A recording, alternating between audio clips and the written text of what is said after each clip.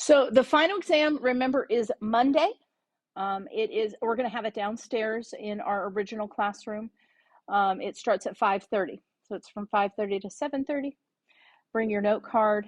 If you have your own calculator, that's fine, as long as it's not a graphing calculator, okay?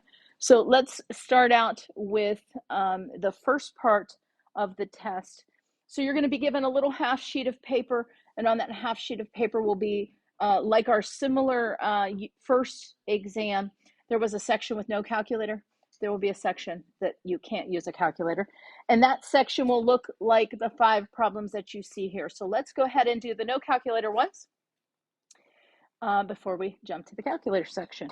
So remember, when multiplying numbers that have that 0 in the back, just multiply the front 2 numbers. So just do your normal multiplication. 2 times 5 is 10. And then however many zeros there were in the 2 original numbers. So if you count there were 6 zeros. So you add on 6 zeros. And then if you want to start at the back and put some commas there so it kind of makes a little more sense, our first answer would be 10 million.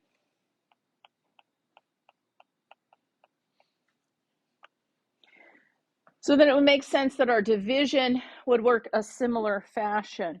We're going to, sorry, I have 2 commas there, but that's just 25,000 divided by 300. First, do the division. 24 divided by 3 is 8. And then however many zeros match up with zeros from the bottom to the top, you can cross those out.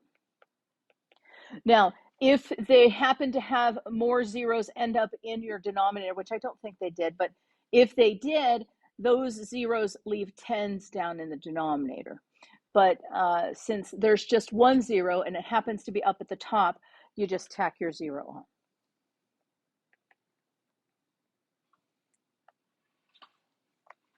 Okay.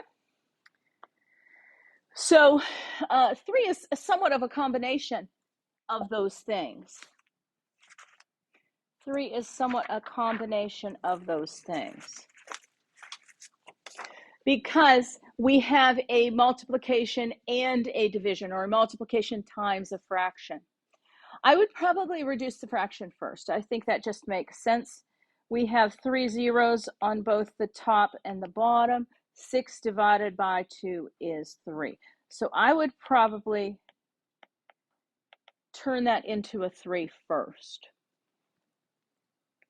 Now, multiplication is commutative, so you can kind of handle it how you want to handle it, but 6 times 3 is 18.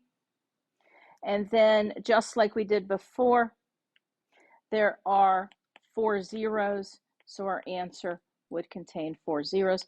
And then if you want to put a comma in there to kind of, stand out in your head what that means, our answer is 180,000.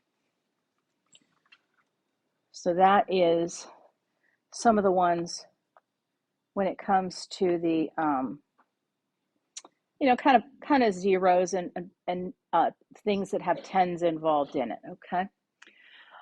Now, when it comes to 4 and 5, we're going back and forth between scientific notation and standard notation. So first, I'm just going to write the answers to 1 and 2 right here.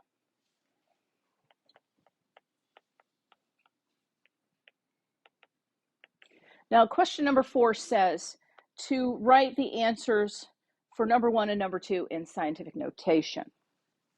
Now, the way that scientific notation works is it should always be a number to start between 1 and 10. So, but no more than, it shouldn't be equal to 10. It should be, it could have equal 1, and then it can go up to just before 10, okay? So this one, that tells me that I need to put my decimal place right there. And so if you count how many places away we are, so 1, 2, 3, 4, 5, 6, 7. There are 7 spots to get from here. Count 1, 2, 3, 4, 5, 6, 7 spots to get there. So that would mean that's 1 times 10 to the 7th. Now you could check if you did 1 times 10 times 10 times 10 times 10 times 10 times 10 times 10, 7 of them, you would get that 10 million that we started with to begin with, okay? Now this one, we only have to move the decimal place 1 to the left in order for it to become a number between 1 and 10, but not equal to 10.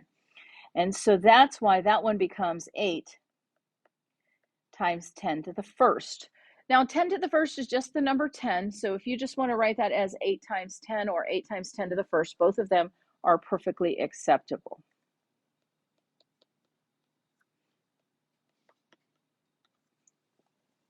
Now in 5 and 6, or I mean 5A and B, we're going to be going both in the multiplying by 10, so that would move the decimal place to the right, and also dividing by 10, so that's going to move the decimal to the left.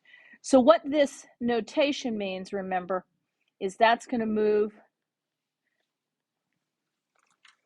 the decimal to the right.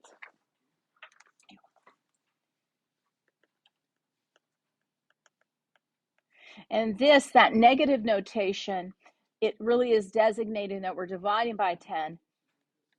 It's going to move the decimal to the left. Okay? So this 5A, just take that decimal place and scooch it over 3 places to the right. Now we're going to need a 0 in both of those spots to make that work. And so that answer is 2500. Now let me go over that one more time. Because that was a positive 3 on the power, the decimal place was here. It went 1, 2, 3 to the right. But this one tells me technically that I'm dividing by 10 4 times. Every time I do that, it moves the decimal place to the left 1 time. So in that case, that counts as 1 because we have to get under the 9. And then we have to go 1, 2, 3 more times. So that's why we need zeros, okay? So our answer there, Mike, our answer there, you're welcome, would be 0.00098. And you can customarily put that front 0 in there, okay? Now let me tell you why that worked out one more time. Our decimal place was here. That -4 moved it to the left 4 places, okay? So our decimal place was here, left 1, 2, 3, 4 places, okay? So initially when you start the exam, you are going to get a small slip of paper. In that small slip of paper will be no calculators. Then when you turn that into me, I'll give you the second part and a calculator, okay? Does anybody have any questions on the no calculator section? Yeah.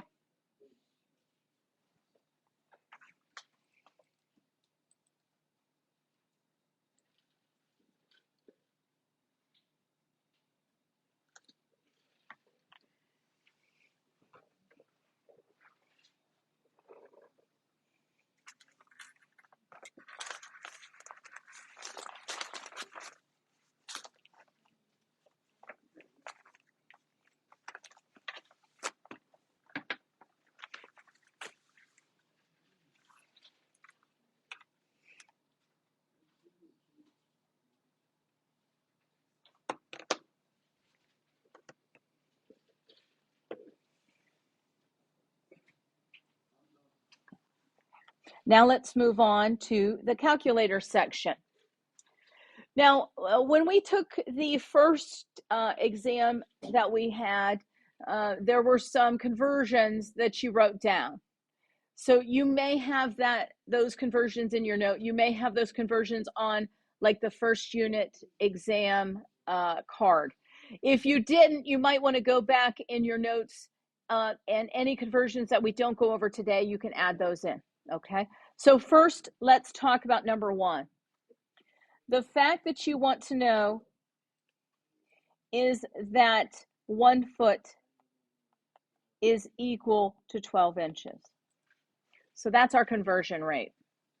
Now you can solve this problem many ways. Sometimes you can just kind of count logically, but I'm going to show you using conversion facts like we have done in the past, okay? So if we have 48 inches, we need inches to go in the bottom so that those will cancel out, and feet to go in the top. Now that tells me I'm going to put a 1 in the top and I'm going to put a 12 in the bottom. So any numbers that end up in the bottom end up dividing. Any numbers that go in the top are going to multiply. So this is going to end up being 48 divided by 12. And that's why we know these cancel our new units, our feet. Well, 48 is exactly divisible by 12 4 times, so the answer is 4 feet. Now, another way that you can do them, we had done the very similar thing, but we had used proportions. I'm going to show you that way too, and then you decide. It's your problem. You decide how to do it.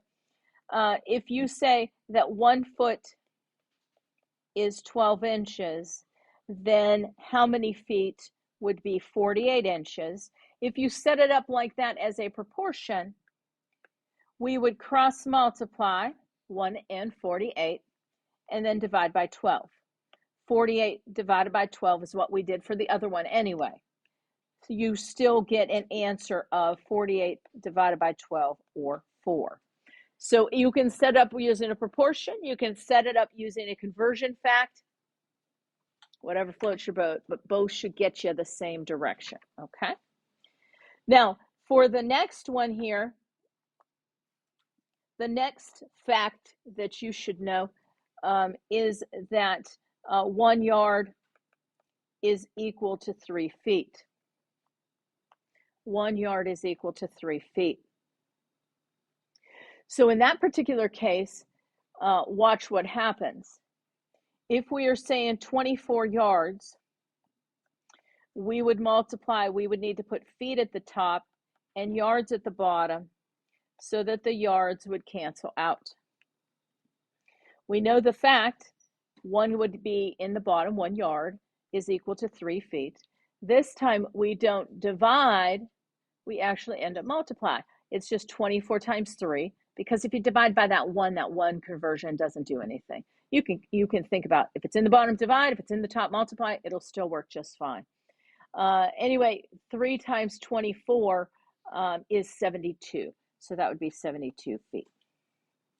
Now, just like the first problem we did in this section, let's do this problem one more time using a proportion. So then you can decide how you want to do it, okay? So if we do a proportion, it would be 1 yard is 3 feet. I mean, at least that's the way I think of it in my brain. So 24 yards is how many feet? So that would be your proportion, which means we have to cross multiply and then divide. Well, what's across from each other? 24 and 3. So we still end up doing 24 times 3 divided by 1. However you set it up, you should always end up doing 24 times 3 divided by 1. Because there are 3 of those smaller units, those feet, in every yard. So anyway, you get an answer of 72. So make sure you know that. You will have to know conversions for time. The most common ones,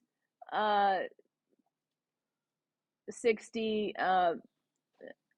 seconds make a minute, 60 minutes make an hour.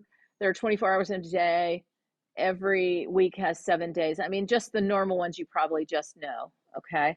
But for this one, the fact we want to use is that 1 minute is 60 seconds. So we are going to end up dividing, but let's show you why. We have 1200 seconds. We want to turn that into minutes. So we want minutes at the top, seconds at the bottom. This is 60, this is 1. The 60 is in the bottom, so it has to divide. So the answer would be 20 minutes. Because mathematically you would do 1200 times 1 divided by 60, which is 20. Now, if you did it in proportion, which is totally okay as well, you know 1 minute is 60 seconds. So how many minutes would be 1200 seconds? You still end up doing the same exact math. You multiply 1 times 1200 divided by 60, you're going to get that 20 minutes, okay? Are we good with 1, 2, and 3 from the calculator section? Anybody have any questions? Is this bringing back some memories from a few months ago? Okay, next, let's talk now about number 4. Now, 4 is metric, 6 is metric. So we're going to do 4 and 6 together. We'll do those kind of first. So I'll go back to 5. So for 4 and 6, you can use the conversions. Kittens hide down under dad's car motor. You can use kittens hide down under dad's car motor. If you didn't have that written down, you might want to. Now let me tell you what's what. This is a centimeter.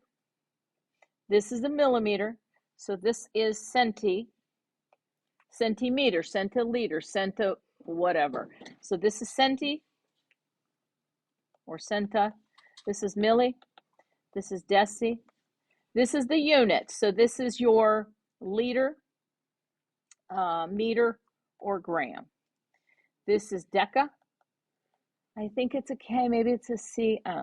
Hecto and kilo. Okay.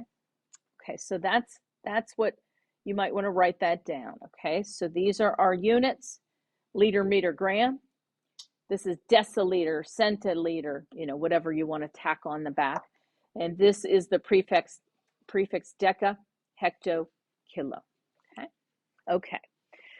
So if you don't have that written down, that might be a good thing to add to your card. Now, let's do the first one here. We have 300 millimeters equals blank centimeters. So if you put your pencil on the millimeter, and we are moving to the centimeter, and to move to the centimeter, we have to make 1 jump to the left. It's just a jump to the left, if anybody knows that reference. Anyway, so we're going to take our point, and it's just going to jump to the left. Okay, so just take your decimal point and jump it to the left. So the answer is 30. Now, if you put 30.0, it's correct. Go for it. But it's just 30 centimeters. So that's how you would go from millimeters to centimeters. Now, that's number 4. Now, we're going to do 6 too, because 6 can be used for this very purpose. And kittens hide down under dad's car motor works for number 6.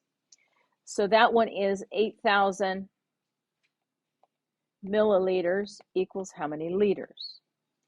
Now, milliliter, milli, is the same location we're starting at before. So you're going to start your pencil there. Liters in the middle, it's the unit. And so you have to think, how many jumps does it take to go from there to liters? So it's 1, 2, 3 jumps to the left. So all you're going to do is, if you don't see your decimal, it's back here. And you're going to go 1, 2, 3 to the left. A milli is actually a thousandth of something. So it makes sense that if I have 8,000 milliliters, if I have 8,000 milliliters, I would have a liter. If I had 8,000 grams, I would have, or 8,000 milligrams, I would have a gram. If I had 8,000 millimeters, I would have 8 meters. So this is just 8. Okay. Everybody okay with using that kit inside down under? Okay. Now mega. Does anybody have it on their card? Do you have where mega fell? Is it 3 more after kilo?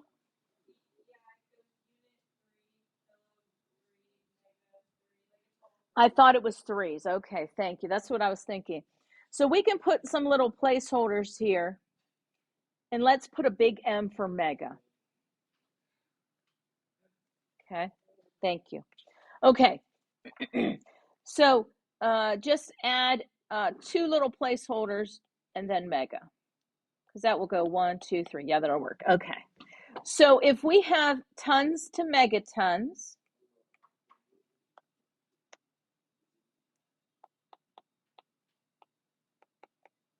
so our tons could be a unit.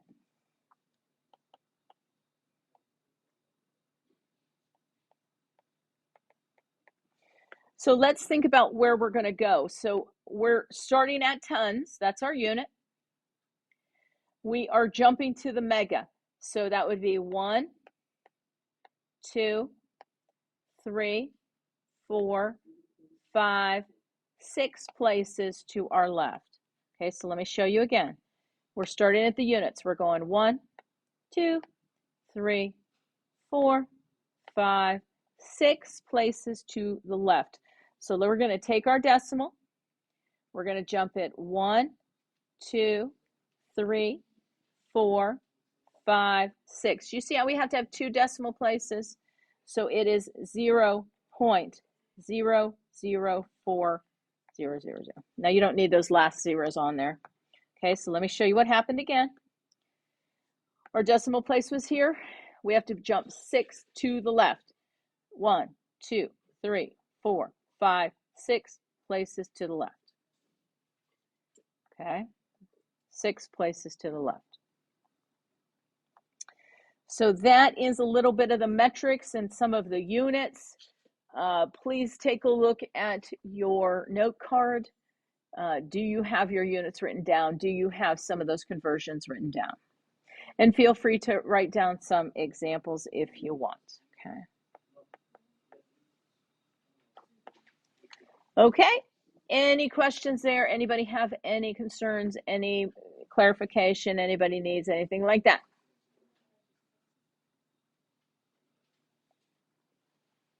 Okay. Then we're going to jump to some of those word problems we saw on the first and second exams. So let's start out with number 7. It says a pound of potatoes is $1.10 per pound. What is the cost for a 10-pound bag? Well, you can say that 1 pound is $1.10. That's that unit cost. So 10 pounds would be how much? And you can see, and this is kind of logic in a way, you're going to end up multiplying. So what's across from each other? But 10 and $1.10 are across from each other. So it's just 10 times $1.10 divided by 1. And the answer would be $11. Okay. Now for B, here's a formula you should have written down if you don't have it down right now. Please make sure you have the equation distance equals rate times time written down. We're going to use that for multiple types of problems. Now for 8, it says that if I travel 200 miles at a rate of 50 miles per hour, how long will it take? So what do we got? Well, this is our distance. Our rate is 50. How long would be our time? So you have to solve for time. Now you can think about logically what's going to happen, but let's plug everything in.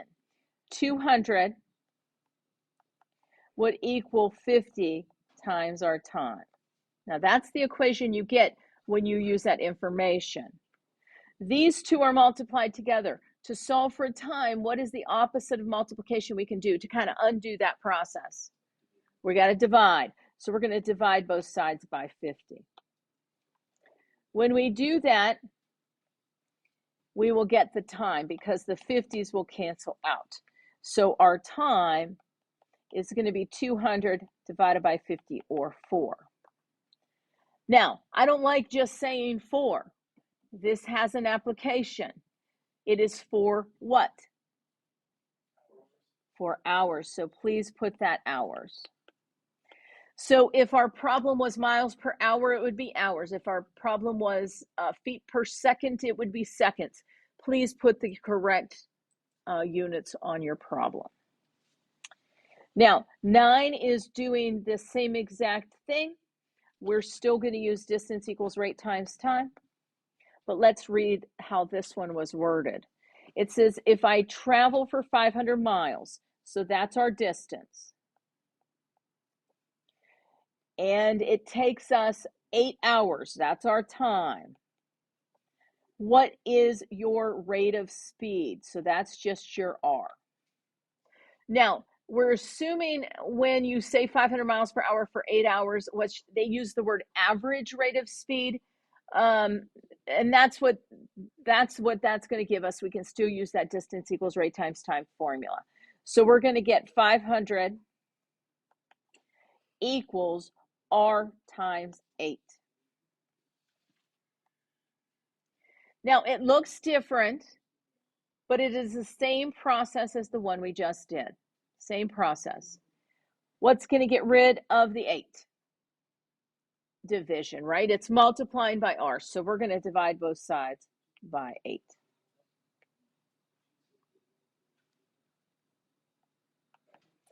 $500 divided by 8. You know what? Keep it to one decimal place for me. You can tell me mathematically, just tell me 62.5. Okay. So we get 62.5, and it's 62.5 what? Miles per hour. Okay. So always give me rate of, or give me the units, and to one decimal place is perfectly fine. Okay. And then our last one, still a distance equals rate times time. We know that the time is 4 hours. The rate is 45 miles per hour. You always want to make sure that rate and that time are in the same units. So they are. The question is how far did you go? So we are looking for D. So the distance is just going to be rate times time. So 45 times 4 is 180. So the answer would be 180 miles. So expect on the test, using that distance equals rate times time to find any of the particular things. You might have to find distance, you might have to find rate, you might have to find time. Okay. Any questions about our 8, 9, and 10 are distance equals rate times time problems? Just please make sure that your units are matching. And I believe they're set up similar to what you see here. Okay, number 11, it says you work for 22 hours at a rate of $15.25 per hour. How much did you make before taxes? So it's just your rate of pay times how many hours. Do you see how here it uses that per hour language? That per hour tells you that that's kind of what happens for 1 hour. So if we wanted to find out what we would get for 22 hours, it's just 15.25 times 22.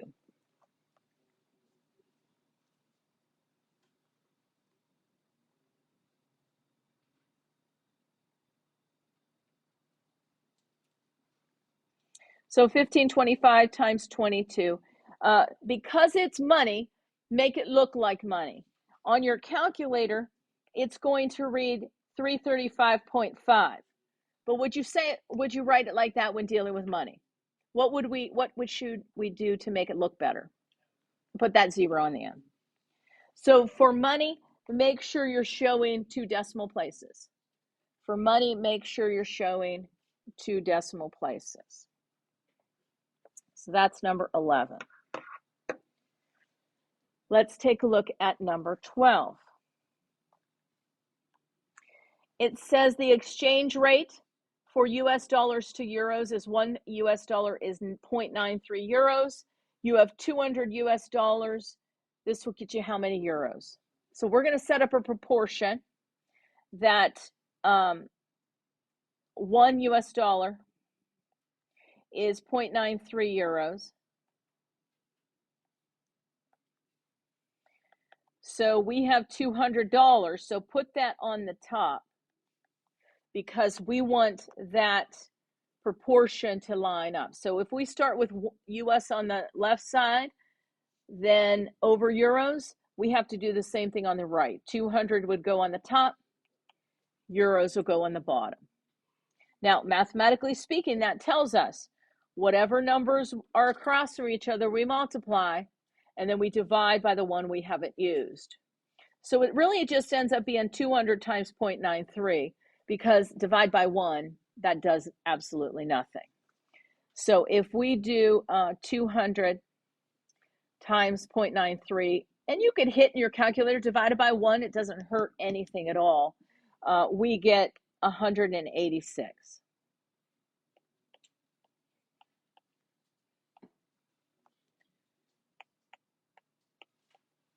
Okay, so that is a conversion. I think I picked euros or pesos or, but it's the same idea no matter what. If I give you the fact, set up a proportion, that's the easiest way to solve it. 13. 13 is an area problem. There are really 2 main area formulas that you want to know. For a rectangle, the area is length times width. For a triangle, the area is 1/2 length times width, or sometimes they'll call it base and height. So if you don't have those written down, definitely write those down. Okay, so we are going to assume when they say that the room is 15 by 12, that they're talking about a rectangular room. And you just do 15 times 12. Now, please use the units that were given. See how it says feet? So that would be square feet. And 15 times 12 is 180 square feet. Now you can write SQFT, that's common. You can write out the word square feet, or you can use the mathematical abbreviation a foot with a little square next to the foot. So you can put SQFT, you can put feet squared. Please include your units. The answer is 180 square feet. Everybody good so far about those? Okay, 14 through 16. The formula you might recall from earlier in the course is over of equals percent over 100. So that formula can be used for the next 3 problems. So that's the easiest way to solve the next 3. So let's go over that. Okay. So if you look at the way that the 14 is worded, see how it says what is? So for our is over of equals percent over 100, we are going to be missing the is. For number 14, what is tells us our is missing. And please make that the word of. That's the word of. Okay. So here, this is our percent. This is our of. Let's fill in the blanks. So we have is, of percent over 100. So that's what's going to get us what we want for that problem. Now, just like any proportion, the easiest way to solve it is to cross multiply and then divide. So we're going to do 20 times 150, which gives us 3,000. And when we divide by 100, that gives us an answer of 30. Okay, so is over of equals percent over 100. So we're going to set it up. Let me show you one more time. It's x over 150 equals 20 over 100. We're going to multiply the 150 and the 20, and then divide by 100. Okay. Now let's look at 15. So do you see right here how it says what percent? That tells me for my is over of equals percent over 100 that my percent is the missing thing. Here's my is. Here's my of. So it's going to be 50 out of 400 or over 400 equals x over 100. Okay. This is the only answer when it says what percentage. This is the only one that we will put a percentage down after our answer. Okay. So we're going to cross multiply 50 times 100. And then you're going to divide by 400. And the answer is 12.5. That is the only one where you should include a percent symbol on your answer. That is the only one that you should include a percent symbol on your answer. Everybody good with those two? Okay, now let's do one last one. This one says of what number? So that tells me that my is over of equals percent over 100, that the missing value is my of. Okay, so we're going to have the 60, it goes in the is spot. Don't know the of. The percent is 30, and that's always 100. So that's the setup for number 16. Now, once you have your setup, remember, whatever numbers are across from each other are going to multiply. We're going to divide by the number we didn't use. So x is going to be 60 times 100 divided by 30, which is 200. The answer is 200. So make sure you have your is over of equals percent over 100 written down on your card, that you will have 3 questions like that. Any questions there?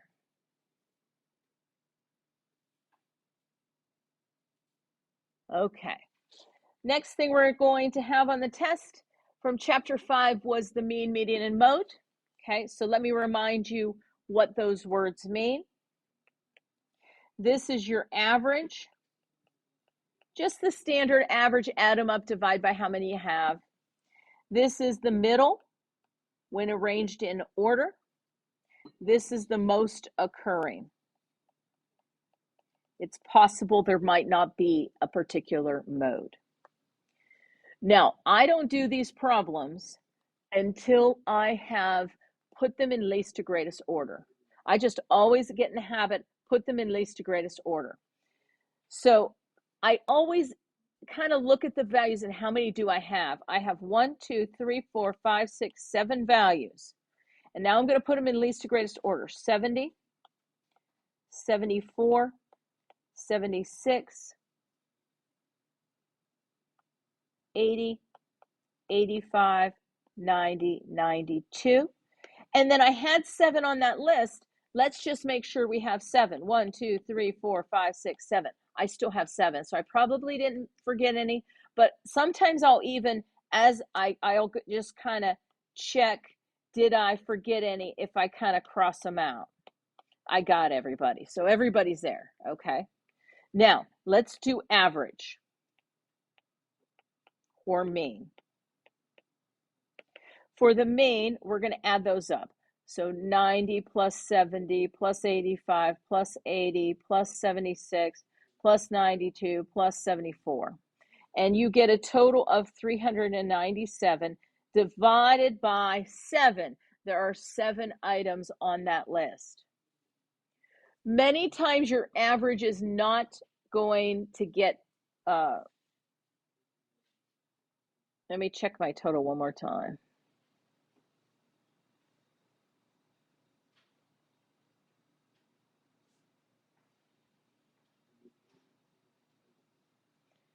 I did not get that. I'm sorry. Did you get 567? Okay. Thank you. And then we're going to divide by 7. Now, most of the time, if it doesn't come out perfectly, round it to the nearest 10th is fine with me. Did you guys get 81? Okay. So that's our average. Our median is the middle thing. See how there are 3 things below it and 3 things above it? That's a good indication that that is our median. And this one has no mode.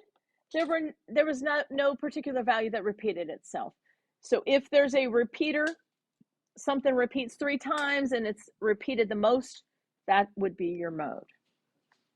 Okay. So now let's do one that kind of takes the average sort of idea and talks about the total points. So what are the total points available? Let's do that first. So how many total points did this student have available to them? Well, I did make them fairly decent to add up. So 5, 10, 15, 20, 30, 40, 50, 80, 180, 280, 380, 480. So there are 480 points total. That's going to be what you divide by. Okay. Now, how many points did you actually get?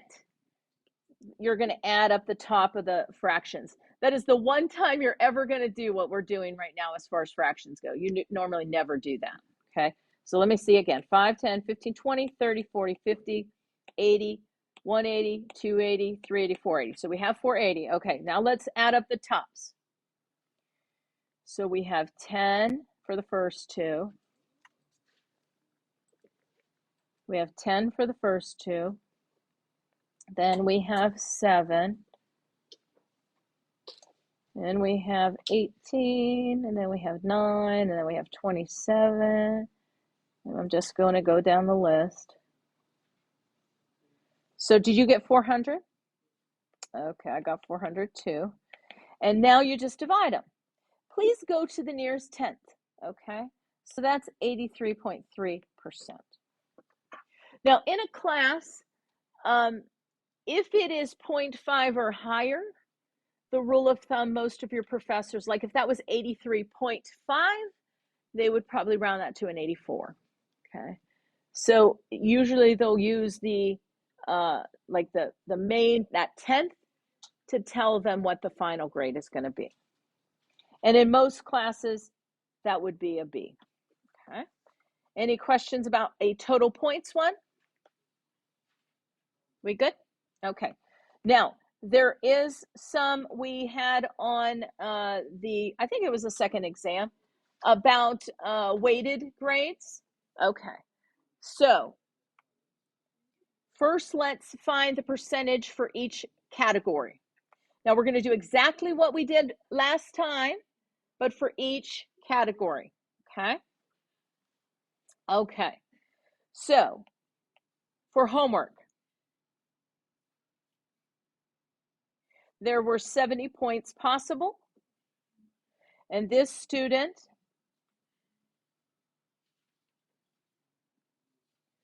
got 57 out of 70,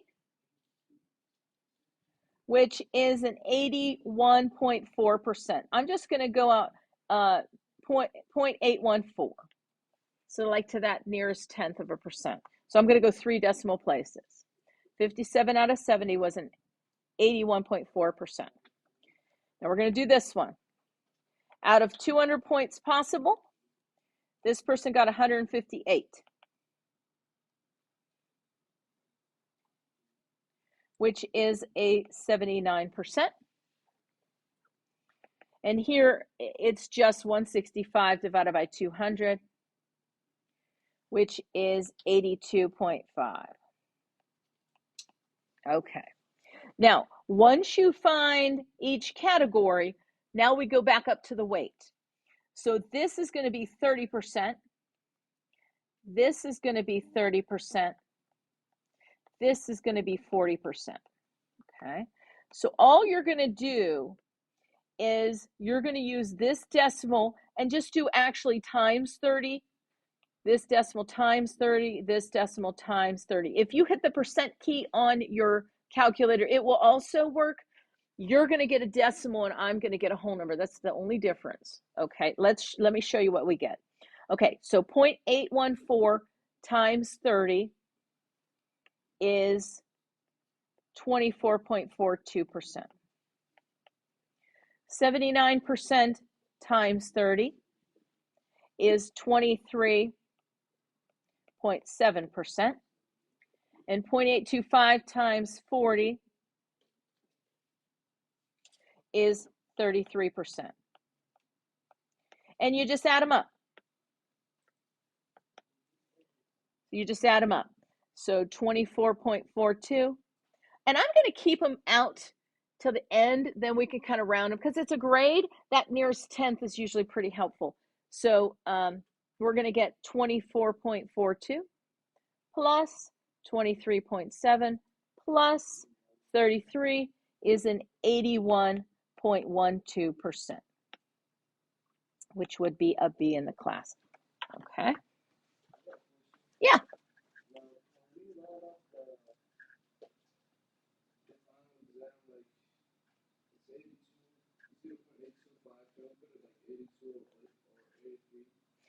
So most of the time, I would suggest, at least the way that I've seen, like, you know, even within Blackboard, that it goes to 3 decimal places as for a percentage, like 82.5% would be the decimal 0.825.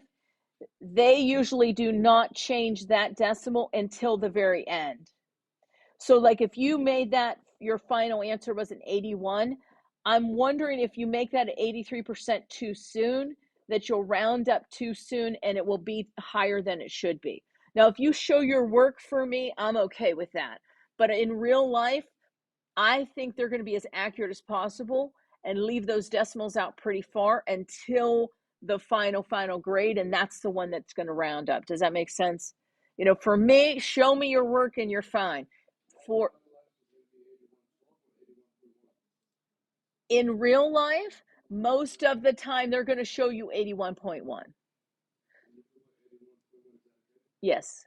Yeah. So if you want to make that 81.1%, that's fine. Usually it's just a matter of rounding till the very end. And even 81%, we know that the final grade, if you were in a class, would round to 81%. Okay. Okay. Now let's go to the GPA one. I have included the little chart to the side. I'm not doing any of the A minuses and A pluses and all that stuff like some schools do. YSU doesn't do that. We don't do that, so we're not going to worry about it. Okay. So remember, a C is worth 2. So for his 2 credit hour course, he got 4 points. A B is worth 3. So for that class, he got 12 points. Remember, that's the quality points thing. For this B, since it was a 5 credit hour course, he got 15 points. That's a 2. So they got 16 points for that. That's a 4. They got 8 points for that. So that semester, the quality points they earned, you're just going to add those up. And I got 55 quality points. Now, you also need to know, well, if I got 55 quality points, how many credits did I actually, how many credits did I earn? Because remember, GPA, if you didn't write this down on your last card, it's just quality points divided by number of credits, okay? So we got 55 quality points just using the GPA and the total. So hopefully I did it right here, but this is, oh, well, yeah, you got some extra quality points there. I was doing the math too fast, wasn't I? That's 2 times 4, which is 8. That's an 8. So what was it, 47? Yeah, okay. Sorry about that. Okay. So we got 47 quality points. We had 6, 11, 15, 16, 17 credits. Is that right? 6, 11, 15, 16, 17 credits. So that's going to be 47 divided by 17. Now, most of the records that I have seen for GPAs, doesn't YSU go out 3 decimal places for GPAs or 2? I think it's 3 if you look in. Yeah, if you look in the system, isn't it 3? Yeah, but if you just like look surface level, it's just 2. Okay, well, let's go 3 for now. Because I know mine's like 3.62. Yeah. Let's go 3 decimal places. 47 divided by 17. And one way to check your work is you should get a number that is somewhere between 0 and 4. If it's higher than 4, you added up something wrong. If it's negative or something funky, it's somewhere between 0 and 4. This person's GPA is 2.765. So that is their GPA. Okay.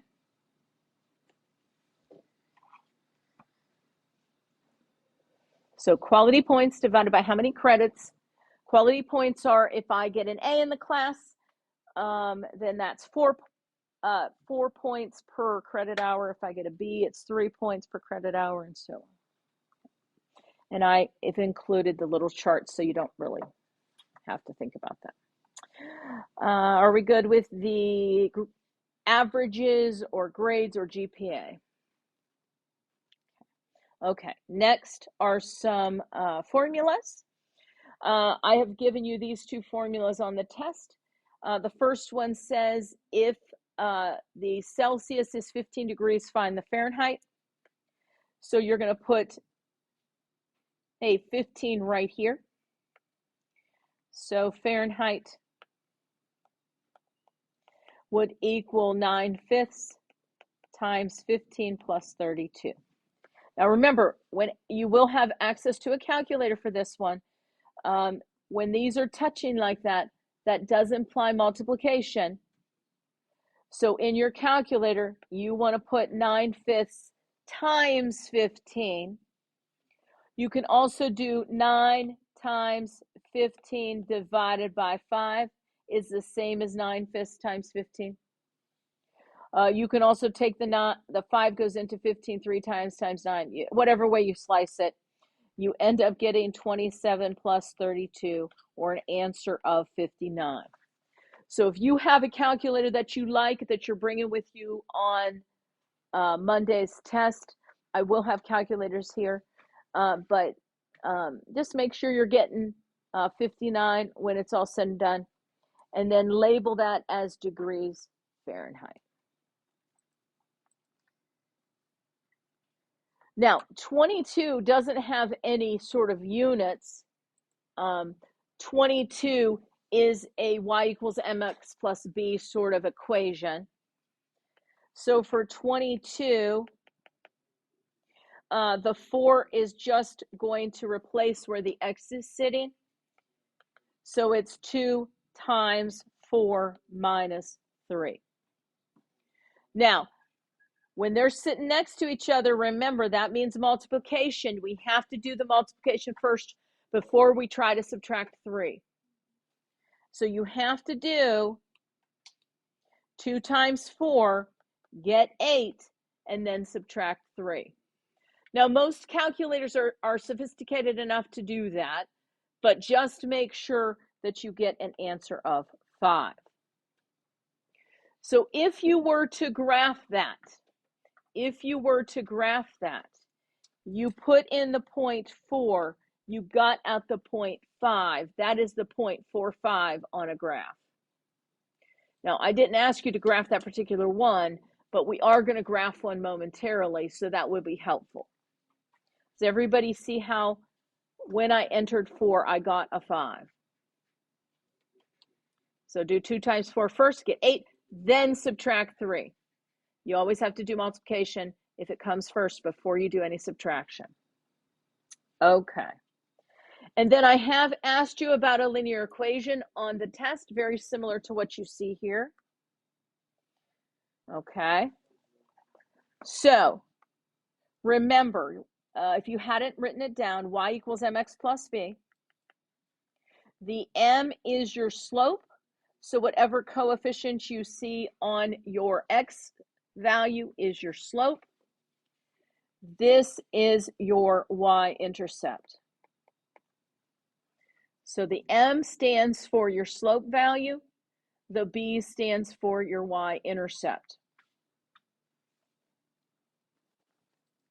So for this particular equation,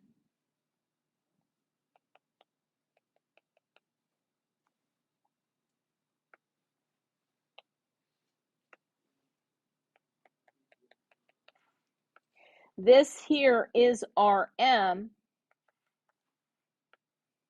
This here is our b. So the slope is your coefficient on your x. The y-intercept is any addition, any number you're adding and subtracting on the end. Okay.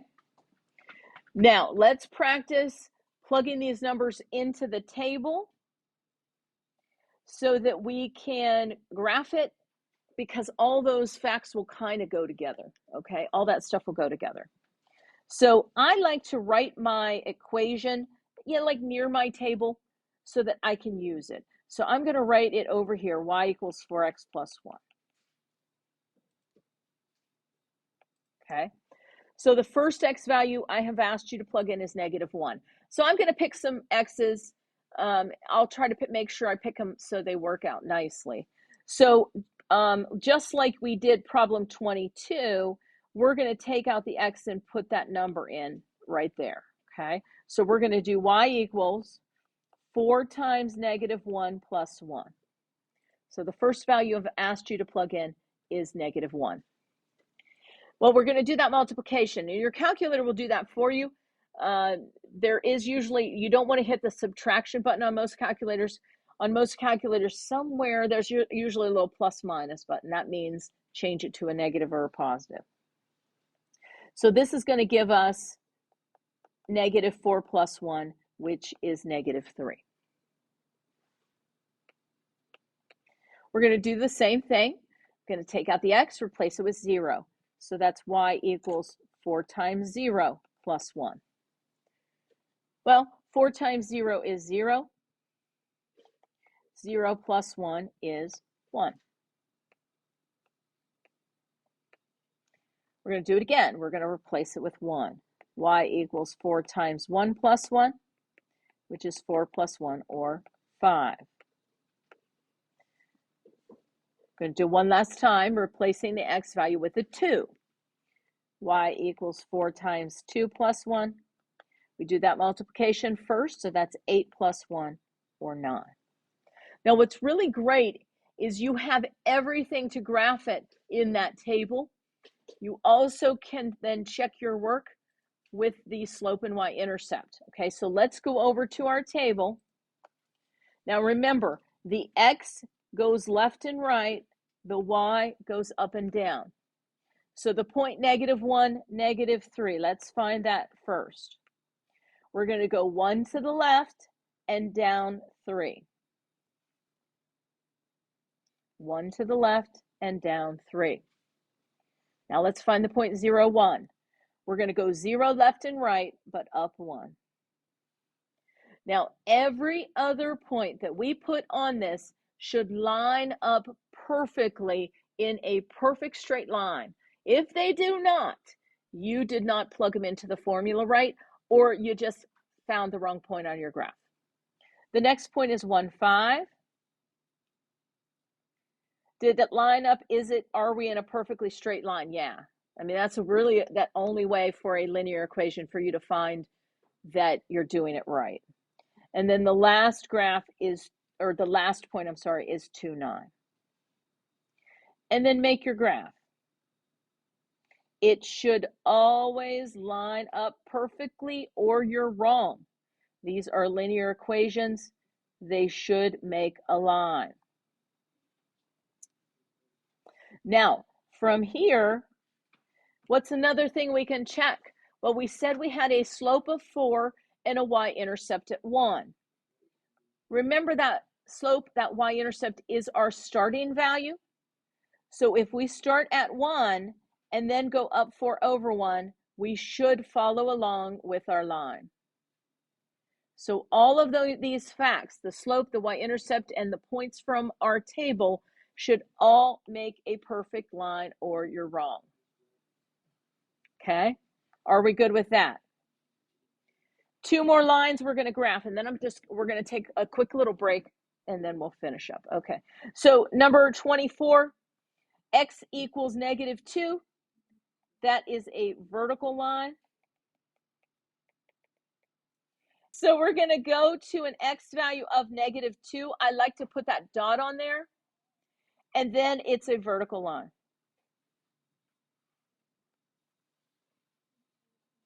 I like to go for this one. This is a horizontal line.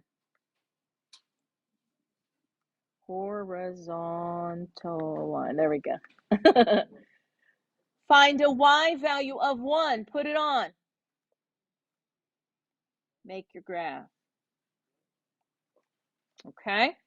So you will have to know how to graph a standard linear equation with a table, then a vertical line and a horizontal line. So now we're starting chapter 8.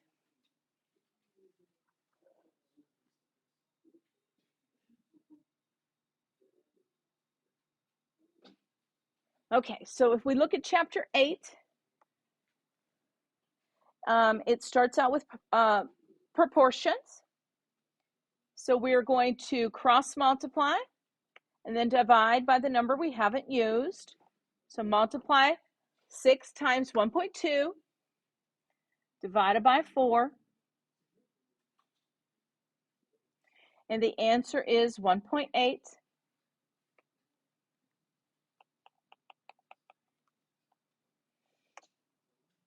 Now 27s, a different pair are together. So we are going to cross multiply these ones and then divide. 8 times 1.3 divided by 26 is 0.4. Okay. And then 28 is in this section because we can use a proportion to set it up. Now it says a 5 foot tall person has a shadow that is 8 feet long. A tree next to her has a shadow that is 32 feet long. How tall is the tree? So the way that I kind of set it up, I think of tall over shadow equals tall over shadow. So what if you do shadow over tall equals shadow over tall, or shadow of the tree and shadow of the person? There's lots of ways to set these up. So I'm going to say that the 5 foot person has a shadow that's 8 feet. So how tall is a tree? I don't know. And the shadow is 32. So that is one of the many proportions that can allow you to solve it. So we're going to cross multiply and then divide. So it's going to be 5 times 32 divided by 8, which is 20 feet. So the answer to that is 20. Chapter 9 was about some exponential type functions. You will have to be able to use a calculator to come up with the powers that you see here. 2 to the third, remember, even if you can't find a power button on your calculator, that just means 2 times 2 times 2, or 8. Now 1.2 to the fourth is, you have to do it 4 times if you're not going to use that power button on your calculator. Most calculators have a button that looks like that. So you would put in the 1.2, that's your X. You would hit that XY button, and then you would put in the 4 for your Y. So when you do that, you get 2.0736. Now, on the test, I don't know if I gave you one that has such a long decimal place. But if it's something like this and it stops so nicely on your calculator, feel free to show me the whole thing. If you put 2.07, that's fine as well. And then the rule here that you want to remember is that anything to the 0 power is always equal to 1. So, and your calculator will do that for you as well. If you put 4 to the 0 power, you're going to get 1. Okay, anything to the 0 power is equal to 1. Everybody good with using your calculator for those? Okay, now let's start out with simple interest and compound interest. It says the starting value of the account is $200. The account makes $8 per year in simple interest. If Y is the final amount and X is the number of years, give the equation to find the total amount in the account. The way that it works for that particular one, it becomes a linear equation.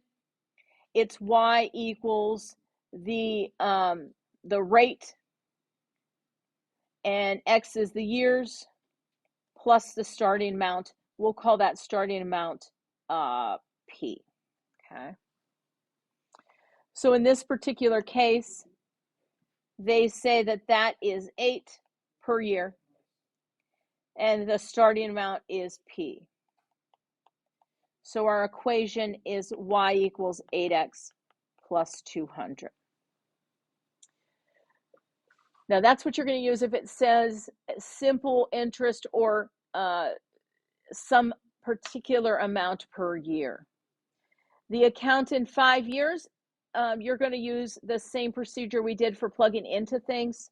We're going to plug in the 5. Mathematically speaking, you have to do that 8 times 5 first, and then add on the 200. So this becomes 40 plus 200, or $240. Okay. Now that is the simple interest equation. Our compound interest is a little bit different of an equation. I think a little funkier. Let me show you how that one works. So Y equals P times the parenthesis, 1 plus R, and the X goes up here. So that's your equation you want to have written down on your card for a compound interest equation. Now, what did they tell us? Well, they said that the R is 5%. Make that a decimal, 0.05. We know that the starting value is 300. So the equation we're going to make, we're just going to put the R here and the P right there. Okay, so let's do that first. Let's make that equation. So our equation is Y equals 300 times the quantity of 1 plus R. Now let's think, what's 1 plus 5%? So that's 1 plus 0.05. So why not just do that? 1 plus 0.05, you stick the 1 in front of the 0.05. So it's 1.05. Now, if you wrote down 1 plus 0.05, you're fine. If you wrote down 1 plus 5%, you're fine. Don't care. They all mean exactly the same thing. And then you have to include your power up there on that quantity. Okay, so our equation is y equals 300, 1 plus 0.5, and then a power of x. Again, you can keep that 1 and 0.05 separated, or you can put them together. I don't care, whatever you want to do. Okay. Now, 1 plus 0.05 is that's where I got the 1.05. And the question for part B, it says, how much is in the account after 4 years? So take your equation and put a 4 right there. Now, here's what you have to be concerned about.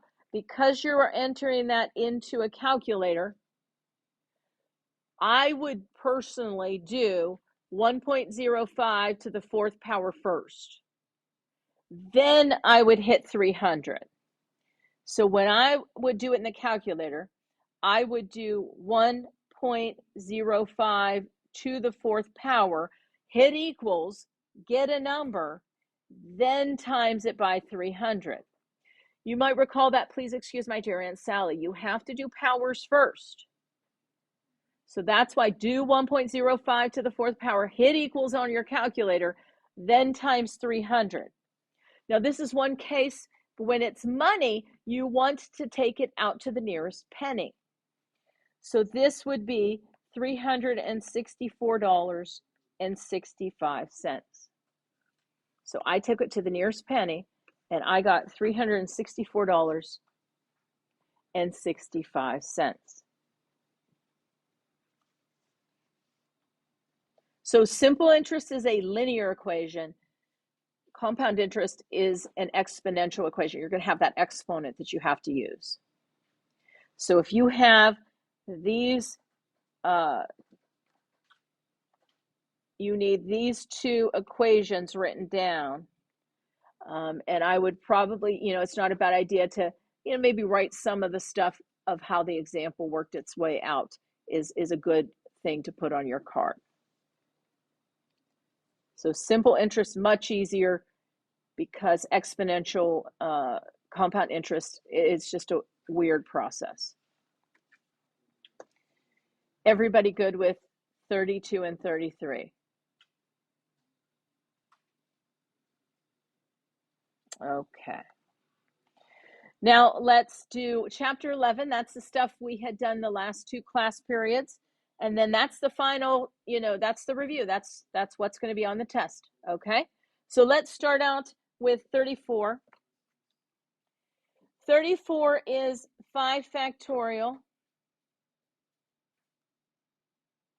Remember, if your calculator, which I don't think our calculators will do factorials, you're just going to do 5 times 4 times 3 times 2 times 1. And the answer is 120. Now, for 35, 5 times 4 times 3 times 2 times 1. So you're going to start whatever is next to the exclamation point. That means that's your starting integer, and you go all the way down to 1. Now, 35, mathematically, please excuse my dear Aunt Sally, you have to do inside parentheses. So I would make that 7 factorial over 3 factorial, 4 factorial first. Make that parenthesis as simple as possible. Okay, now let me show you my strategy from there. 7 factorial, write it down. That's 7 times 6 times 5 times 4 times 3 times 2 times 1. Now we're going to write each one of these separate. 3 factorial is 3 times 2 times 1. 4 factorial is 4 times 3 times 2 times 1. What I like to do, I don't enter all that into a calculator. But what I do is I like to cross out the largest set that matches. So you'll see how all those match? We got a 4, 3, a 2, and a 1. Cross them out.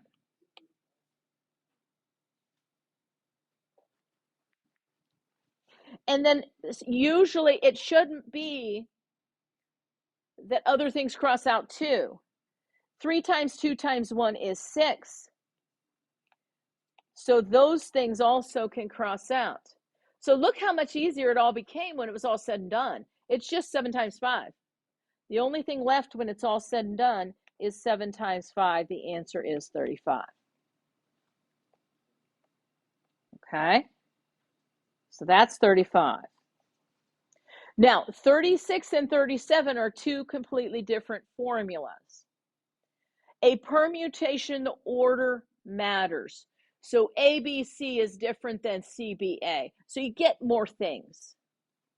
So the formula I want you to write down for 36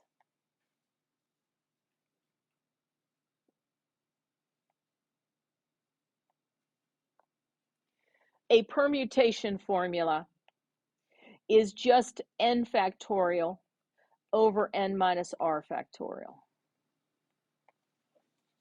Example. So our one, number 36 was 5 choose 2. So for permutation where the orders matter, that's just going to be 5 factorial over 5 minus 2 factorial. Well, 5 minus 2 is 3. So that's 5 times 4 times 3 times 2 times 1. That's really 3. So that's 3 times 2 times 1. What's left when I cross everything out? Yeah, 5 and 4, 20. So a permutation, you just have one division to do. Okay, now let's write down the combination formula so you have that on your note card. A combination n choose r. It has exactly the same formula in it, but there's an extra division we use. We divide off the r as well because you're accounting for the duplicates. You're accounting for the duplicates. Let me make that look just a little nicer because it's kind of ugly. So it's n factorial over n minus r factorial, r factorial. Now, the one that we were doing is 4 choose 3. So this is our n, 4. Put 4 where all the n's are at. The second number is our r. We're going to put 3 where all the r's are.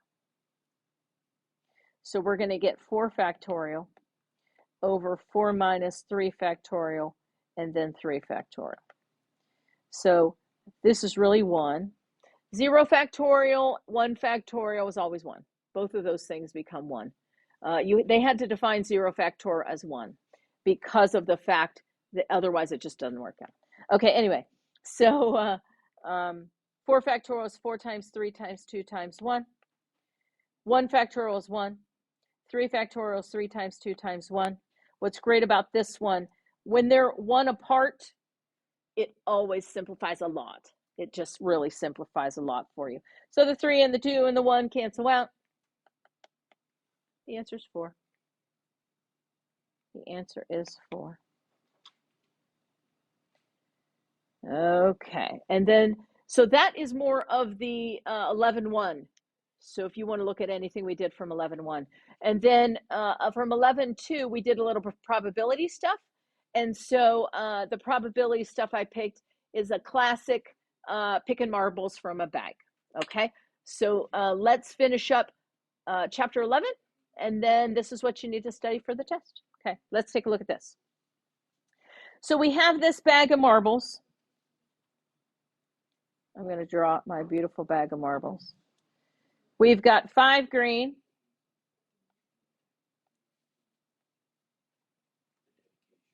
I know, it's great, isn't it? We have 2 white. And we have 3 red. Okay. Now, when you're doing a problem like this, whether it be marbles, we had one with socks. We picked out socks, I think it was. You really want to think about how many do I have to pick from? So if you think we have 5 green, 2 white, and 3 red, we have 10 marbles.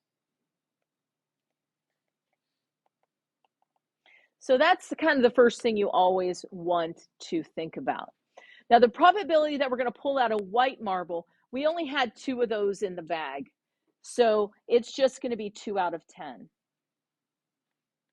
So remember, probability is always how many are the things you want over how many total you have. Now, please reduce that fraction as much as possible. 2 out of 10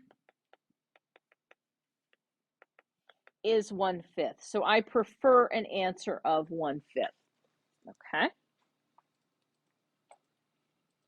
Now the next one says green or white. So if we think about that, how many are green or white? 7.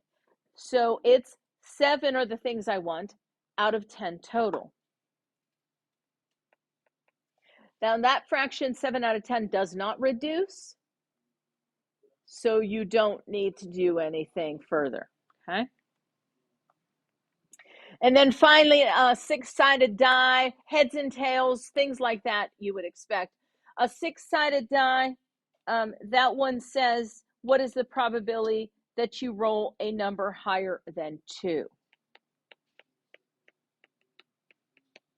So we're assuming that our 6-sided die, just like a standard, what you play, dice with, is labeled 1 through 6. So higher than 2, how many sides on the die are what I want? 4 out of how many sides total? Reduce it down. What are both of those top and bottom divisible by? Divide by 2. And so your answer is a 2/3 probability. Monday, please bring your card with you. This review is yours to keep and study. I'm assuming you're sitting there and you have just completed it all. Okay? So there you go, guys. It has been a pleasure teaching you. I hope that you learned at least a little bit along the way.